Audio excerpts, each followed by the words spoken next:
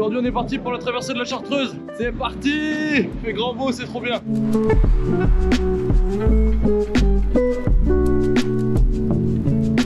Oh quelle ambiance! On est en train de partir de Porte de France, là il est... il est 20 secondes. Non. Il est 8h44, on part en direction de la Dent de Crolles à peu près. On monte à la Bastille, puis au Saint-Hénard. Et après, je sais plus exactement où on bivouac, mais je vous tiens au courant de toute façon quand on continue à monter. On est parti avec Émilie qui est là-bas déjà, qui trace à fond. Ça va être une super journée et 3 super journées. Let's go!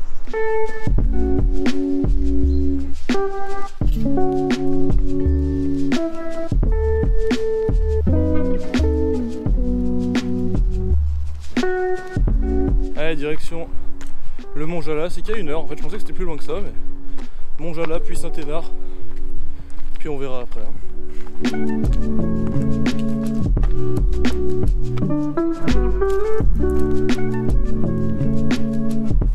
Beau dénive dès le matin, on était en face la semaine dernière. Regarde là-bas avec le moucherotte. On est parti de là-bas en face, avec la plus grande avenue de France, apparemment. Hein. Si c'est encore des mythos comme m'a raconté Yvan dans le Vercors, et bah tant pis. Je serai naïf à jamais. Petite anecdote, tiens, on n'a pas de carte, mais heureusement, on a toujours un bon petit plan B. Pas de carte papier, mais on a quand même la carte GPS qui a été téléchargée avant. On avait tout repéré, tout bien travaillé, donc les points d'eau on va retrouver tranquille. Et on sait où on dort, donc ça devrait bien se passer. Première petite étape faite avec une vue pas ouf quoi. Enfin, je vous laisse voir quoi, c'est pas super fameux quoi. Allez, direction Mont Jala maintenant.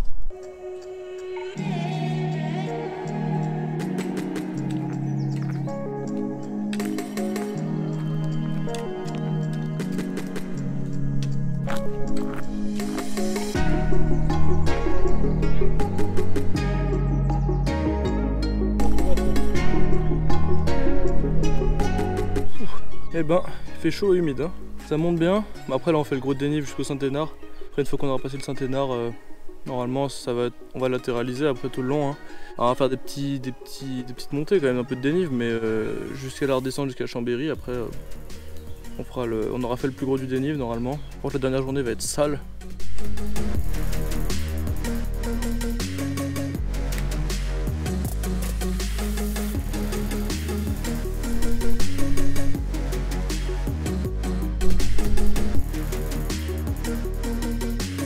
Alors, ça fait à peu près 3 heures qu'on marche. Et je viens de me rendre compte d'un truc. C'est que depuis tout à l'heure on descend. Et en fait, on va là-haut. Le Saint-Hénard c'est là-haut. Eh bah bon courage. Allez, début du sale. Du très sale.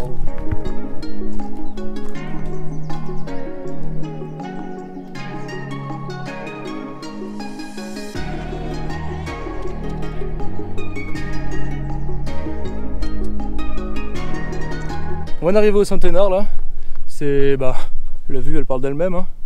Petite vue. On a monté beaucoup en haut de dénive là.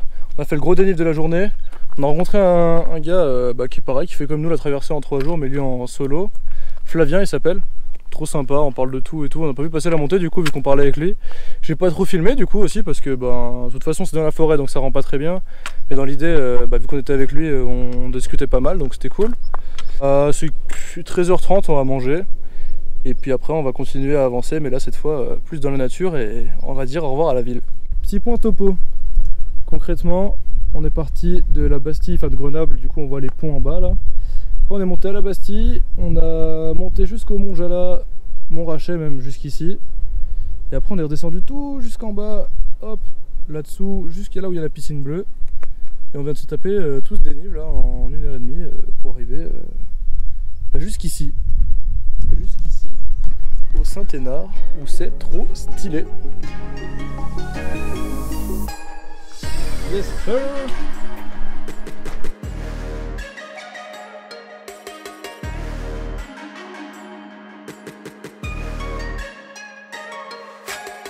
On est reparti après une bonne pause repas d'1 heure à peu près, une bonne grosse pause qui a fait du bien. Au Saint-Hénard c'était super beau. Et voilà, on est reparti, il nous reste à peu près la moitié de l'étape, un peu plus.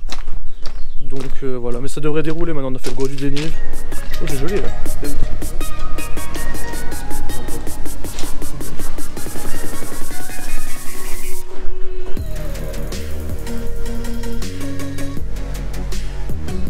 Et voilà, là d'après Flavien, notre super guide rencontré sur le chemin. Apparemment là on rentre dans la forêt jusqu'à la fin et ça va être ben voilà, ça va être beaucoup plus plat quand même.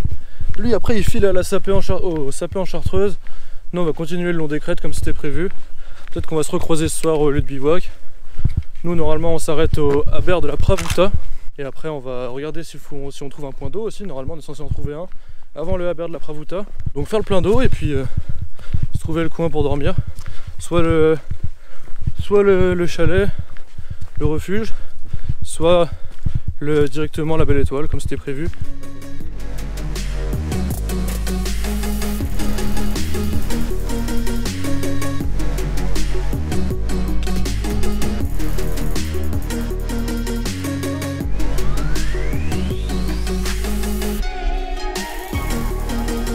Ok, du coup, voilà, petit point topo, on vient de quitter Flavien qui est descendu lui au Sapé en Chartreuse. Nous, on est en train de longer la crête, c'est trop mignon comme petit chemin. C'est pas sur le GR, mais c'est un peu ce qu'on avait repéré de base sur le parcours sur le topo qu'on avait vu quoi. Et du coup, on a décidé de passer par là, on va essayer d'aller trouver de l'eau un peu plus loin après les crêtes. Lui, il est descendu là-bas justement pour prendre de l'eau et accessoirement pour acheter un saucisson, parce qu'il a oublié le sien chez lui. Mais voilà, du coup on va essayer de trouver de la flotte. Pour le moment c'est super joli. Mais t'es là toi? Hop. Waouh.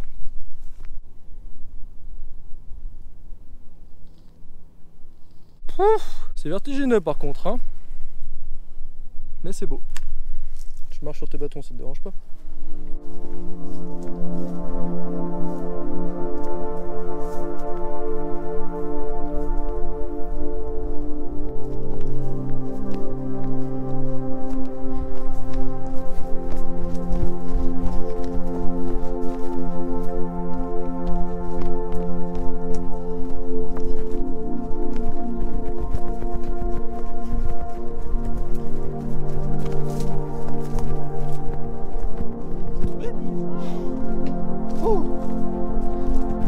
Là, on a sauvé les lunettes, le soldat de lunettes.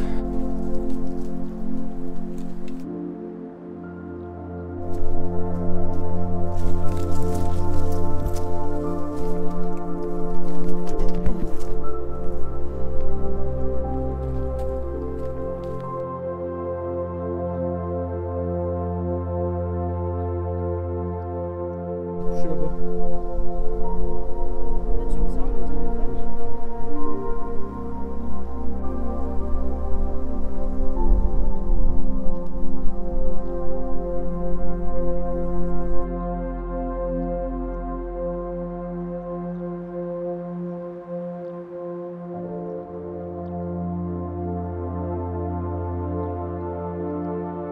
Et ben on aura quand même beaucoup traîné sur cette étape. Beaucoup traîné en vrai. Parce que bon, on est parti quand même à 9 h, même un peu moins, un peu plus tôt. Et là c'est déjà 18 h passées et on n'est toujours pas arrivé. Donc à mon avis on a encore bien 1 heure de marche, au moins. Là on est arrivé, bientôt on arrive au col du Coq. Juste aller voir un peu la vue là. Parce qu'enfin on sort des crêtes. Mais en fait il n'y a pas vraiment de vue. Voilà, bah comme je disais, on est en direction du col du Coq. Après, on va aller encore un peu plus loin. Bientôt, on va croiser la fontaine de l'eau, donc j'espère qu'il y en aura. Col du Coq, waouh! Et ouais, 1 h 40 encore, ils disent. Hein. Donc, ouais, on est loin d'avoir fini. Hein. Ça va être tendu cette fin d'étape.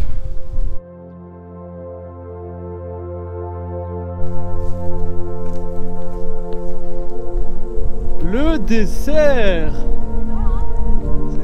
Oh. Après des kilomètres de forêt, il est 20 h. On va finir l'étape plus tôt que prévu parce que l'état physique des troupes est un peu fatigué, mais aussi parce qu'on a bien traîné toute la journée et du coup ça ne nous permet pas forcément d'aller jusqu'à la fin sans trop se prendre la tête. Donc on va profiter d'ici déjà parce que c'est magnifique. Franchement C'est une belle petite surprise de fin. Cette grosse dent de crawl. Oula, mais ce serait pas de la flotte ça? Et il y a de l'eau en plus. Oh là là, mais le bénéf. Le bénéf est max. La source. Bref, pour de vrai, je vais me laver là. Oh là là là là là là là là là là. Pas les pieds, mais je vais La me laver. source. La femme. Et la molaire. Titre.